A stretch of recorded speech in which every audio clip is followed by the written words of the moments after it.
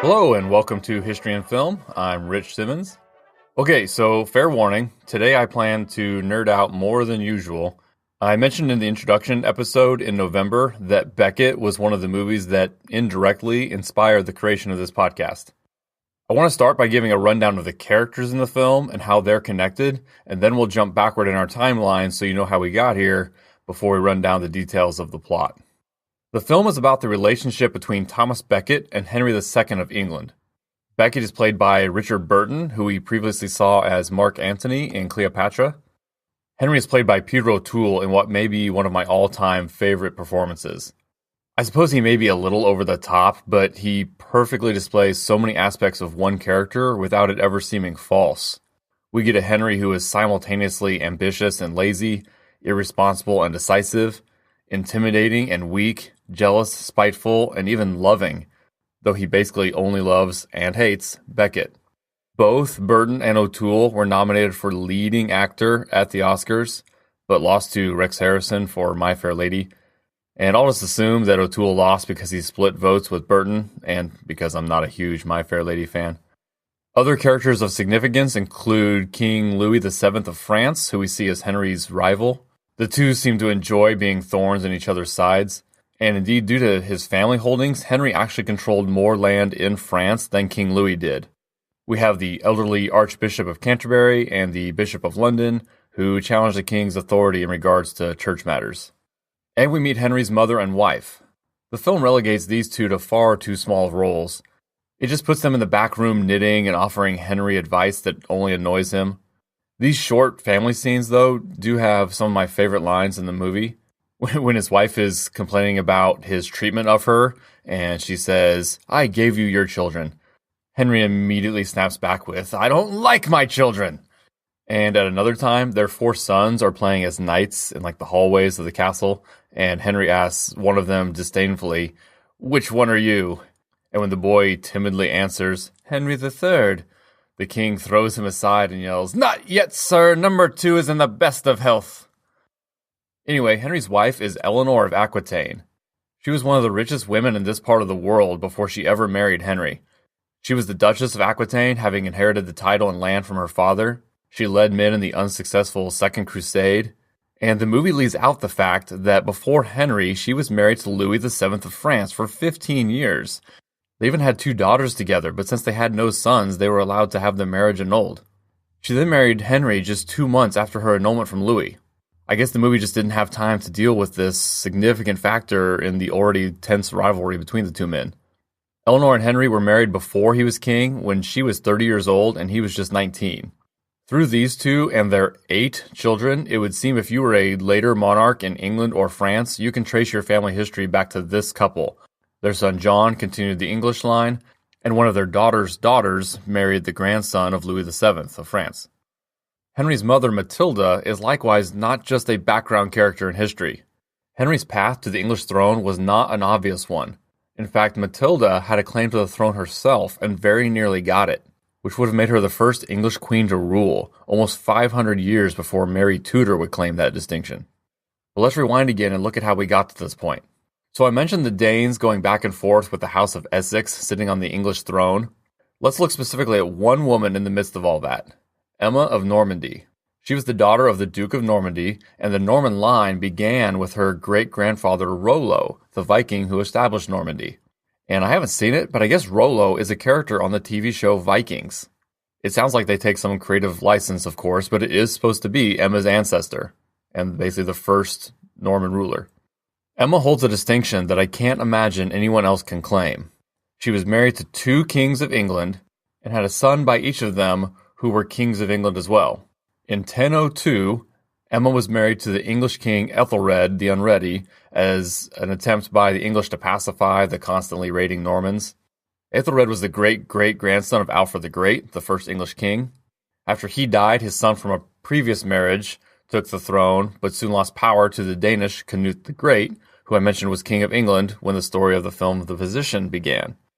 So Emma, who had been married to Ethelred, was now married to the new king, Canute the Great. And the son she had with Ethelred stayed away safely in Normandy. When Canute died, he was first succeeded by his son from a previous marriage, then by his son with Emma. This son died just 2 years later, when it appears he drank too much at a wedding. And then finally, Emma's elder son by Aethelred became king. Don't worry, there won't be a test, but the son of Emma's was Edward the Confessor, whose lack of an heir would trigger one of the most significant events in English history. Edward ruled England for 24 years, and his wife bore him no children.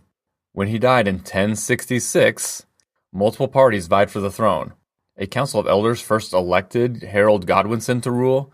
He didn't have a direct family connection, but was basically just the big man on campus of the Anglo-Saxon nobles, with ties to the Danes and Canute the Great as well. The King of Norway attempted to invade and conquer, but he was killed in battle against Godwinson's forces. And some historians consider this Norwegian loss to be the end of the Viking Age. All still in 1066, another army came for the throne. This one led by Emma's great-nephew, the bastard-born Duke of Normandy, William. William was descended from Rollo just as Emma was, but through his paternal grandmother, William was also a descendant of Charlemagne. Godwinson met William at the Battle of Hastings, about 60 miles southeast of London on the coast of Britain. The Normans won, with Godwinson killed in battle, and William the Conqueror became King of England, the last man to successfully invade the island of Great Britain. Napoleon couldn't do it, Hitler couldn't do it. Godwinson would be the last Anglo-Saxon king of England. William, now William I, was succeeded by his son William II. This William never married and apparently had no mistresses either, so no children.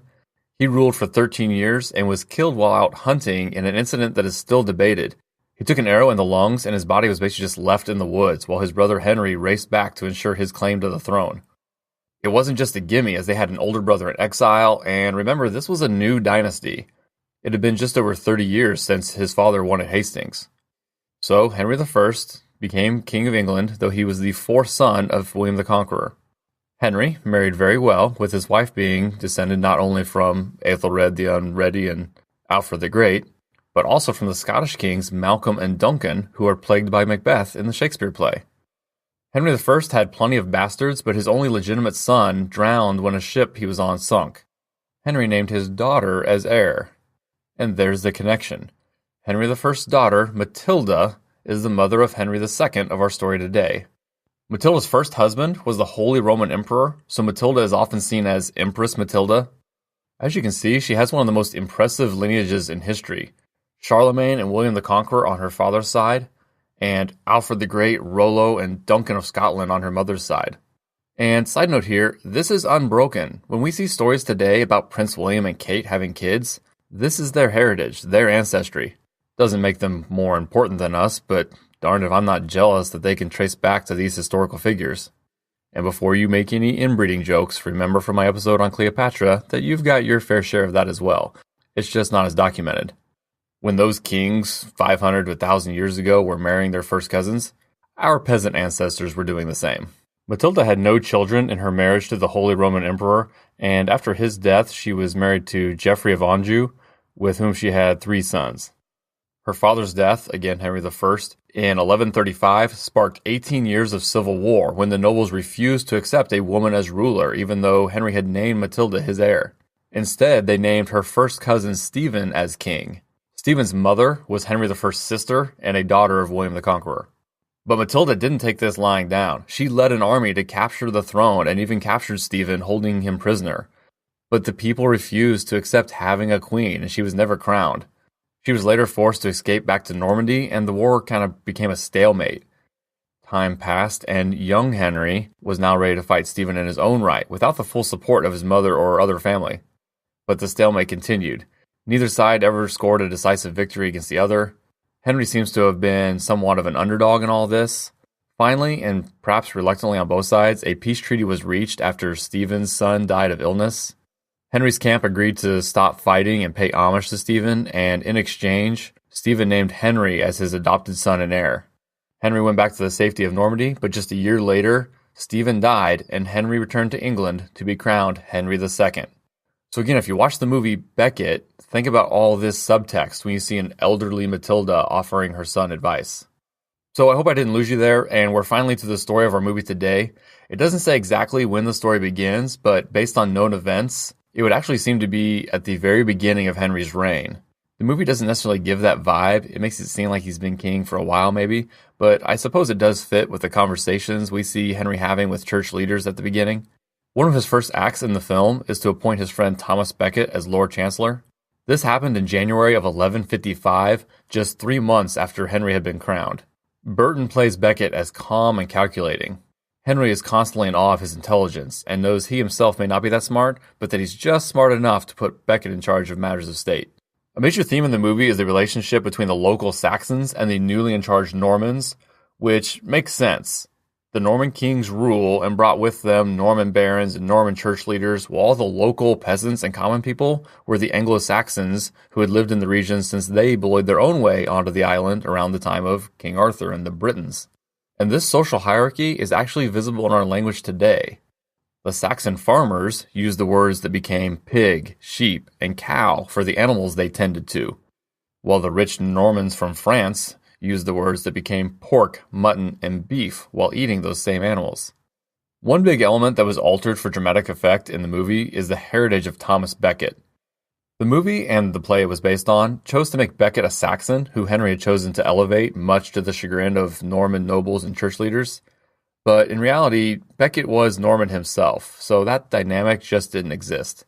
The key point of contention between Henry and the church is how to deal with clergy members who break the law. The church insists all crimes by clergy are a matter for the church to deal with internally, but Henry says as king, he has to have authority over all his subjects, especially if a clergy member commits a crime outside of the context of the church. Later, while Henry and Becket are over in Normandy dealing with territorial battles against Louis VII, they get word that the Archbishop has died. Again, while the movie seems to condense everything, this happened in 1161, so 6 years after Becket became Lord Chancellor. In both the movie and in real life, this Archbishop had been a supporter of Becket as his career was getting started.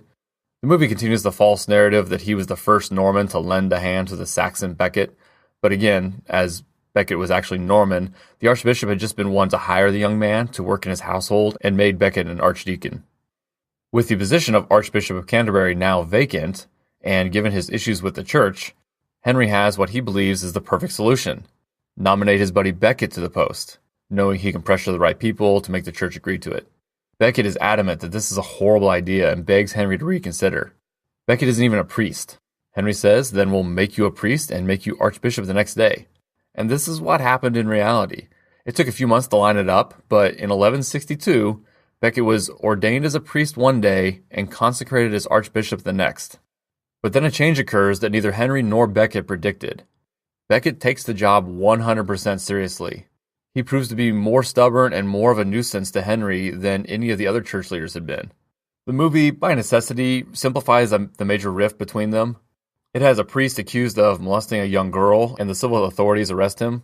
As the church prepares to demand his release into their own authority, they get word that the priest was killed while trying to escape. Becket demands that the man who killed the priest be arrested and charged with murder. The man's name is Lord Gilbert, which I only mention so it'll be easier to refer to him. When Henry refuses to have him arrested, Becket plans to excommunicate Lord Gilbert. Through various channels, Henry makes it clear that if he does, Becket will be arrested on trumped-up charges of embezzlement from his time as Chancellor. Becket doesn't back down and goes through with the excommunication of Gilbert, then, in an even bolder move, refuses to be arrested. He tells Henry's men that he appeals directly to the Pope and that any other man threatens his immortal soul if they attempt to lay a hand on him. Henry oversees this event from hiding and still can't help but admire Becket's courage and applauds the move. He says, "Becket is the only intelligent man in my kingdom and he's against me." Henry gives orders that Becket must not be allowed to leave the country, but he escapes in disguise to France and seeks refuge with Henry's rival, King Louis VII. Becket eventually gets an audience with the Pope, who says he ought to have been more prudent. The Pope seems more willing to play politics, while Becket is an idealist. The Pope here is Alexander III, who, incidentally, was at the ceremony in Paris when the first cornerstone of the Notre Dame Cathedral was laid, and some accounts say he laid it himself. The Pope tells Becket not to compromise, but that he should probably lay low for a while and not return to England. So reality, of course, was a little more nuanced. There were continued issues with the civil versus ecclesiastical courts, but the breaking point seems to have been Henry's attempts to pass the Constitution of Clarendon, basically a way for Henry to formally decrease both the church's power in England and the English church's connection to Rome. Henry, likely strong-arming them, got everyone to agree, but Becket refused to sign it and was charged with contempt of royal authority and malfeasance while he was chancellor, so kind of similar to the film. Also similarly, Becket did flee to the protection of France, and this was all about a year and a half after becoming Archbishop. The movie does show a passage of time here, but undersells it. Becket and Henry meet on the beaches of Normandy, and it's implied much time has passed with Becket in exile, but I didn't get a feel for the more than 6 years it had been in reality since they'd seen each other. Becket is basically allowed to return to England and resume his duties as Archbishop. At a family dinner, Henry says he will name his eldest son to co-regent and have the coronation at York, not Canterbury, as is tradition. The point here has nothing to do with his son. It would only be a political stunt, a slap in the face to Becket and Canterbury. After he kicks his family out of the dinner and is drinking with 4 of his barons, he gives the famed line, "Will no one rid me of this meddlesome priest?" The barons interpret this as a command and travel to Canterbury and assassinate Becket. Here again, the movie rushes events. In reality, they did go through with the crowning of Henry's son at York, and Becket excommunicated 3 clergy members who crowned the boy. And this act by Becket seems to be what prompted Henry's indirect call for his assassination. Henry may not have said exactly, "Will no one rid me of this meddlesome priest?" especially as modern English wasn't yet spoken at the time. In fact, this whole language thing really falls outside of the scope of what I'm trying to do, but like everything, let's just recognize how complicated it is. Remember, languages are alive in a certain sense, constantly evolving, and something we subconsciously develop in conjunction with those whom we regularly communicate. Anyway, the historical account of Becket's assassination says the knights actually left their weapons respectfully outside the church, and then went inside and demanded Becket come before the king. When he refused, they went back and reclaimed their weapons and came back in and killed him. There's actually a grisly eyewitness account of Becket's death that, in addition to giving the graphic, violent details, has a wounded Becket saying, "For the name of Jesus and the protection of the church, I am ready to embrace death," before receiving the final fatal blow. The movie is bookended by King Henry kneeling before Becket's tomb and talking to his old friend. At the end, we see him being whipped by Saxon monks as a way of paying penance for Becket's death. I don't know about the whipping per se, but Henry did perform a public penance outside Becket's tomb in 1174, so 4 years after Becket's death. In the movie, the knights/barons who killed Becket go completely unpunished as there were no witnesses. In reality, they didn't receive any civil punishment, but they were excommunicated by Pope Alexander III, who later assigned them to serve as knights in the Holy Land. As noted in the film as well, Becket was canonized as a saint by the Pope a couple years later. Becket's remains were removed at various times to different shrines before finally being destroyed by Henry VIII in the 1500s. He obviously had his own issues with the church that we'll discuss later. Henry's mother, the Empress Matilda, died 3 years before Becket was assassinated, but the film shows her alive on the same night the barons get the idea to kill Becket, so just a little discrepancy there. I want to briefly mention the children of Henry II and his wife Eleanor. The movie shows their 4 boys, and we see them playing with their ages ranging from maybe 7 to 15. Basically, they just didn't bother to make this correct. The couple had 8 children together, 5 boys, 1 who died very young, and 3 girls. The scene where we see the boys playing would be around 1164 at the latest, as it's before Becket goes into exile. Their eldest son would have been about 9, and their youngest boy was not yet born. I'm going to save more talk of their children for a bonus episode that'll be out this Friday, but I'll tease it by reminding you that their sons include King Richard the Lionheart and King John. The movie more than once makes reference to Henry's wife's uncle being an emperor, but I don't know what they're referring to here. It would make sense if he were, say, the Holy Roman Emperor, but that doesn't appear to be the case. And in general, I got a little confused in my research as the Holy Roman Emperor originally was the French king Charlemagne. But in today's story, we have King Louis VII of France, who was not also the Holy Roman Emperor. Territories shift, and the Holy Roman Empire was roughly centered around today's Germany for our purposes here, just a lot bigger, so France was definitely separate. The movie also has Becket introducing Henry to the invention of the fork. If anything, they're actually ahead of reality here. It would have been used in Italy at this time, but it would be centuries before forks were commonly used in England. And finally, Henry II himself. This story actually gives us a good picture of the man, or at least his personality. He was short and stocky, not tall and lean like Peter O'Toole, but his temper and immaturity, while still maintaining gravitas, do seem to be who Henry II was. There is more to his story before the end, but again, I'm saving that for Friday. The film Becket was nominated for 12 Oscars, but only won 1 for adapted screenplay. Elsewhere in the world at the time of Becket, the Song dynasty in China uses gunpowder bombs in a naval battle against the Jin dynasty. The year after King Louis of France married Eleanor of Aquitaine, a massive earthquake rocked Aleppo in what is now Syria. And in the same year that Thomas Becket became Archbishop of Canterbury, in the Khenti Mountains of Mongolia, Genghis Khan was born. His empire would become the largest the world had ever known up to this time, dwarfing those of Alexander, the Persians, or the Muslims. Join us next week as we explore the 2007 film Mongol.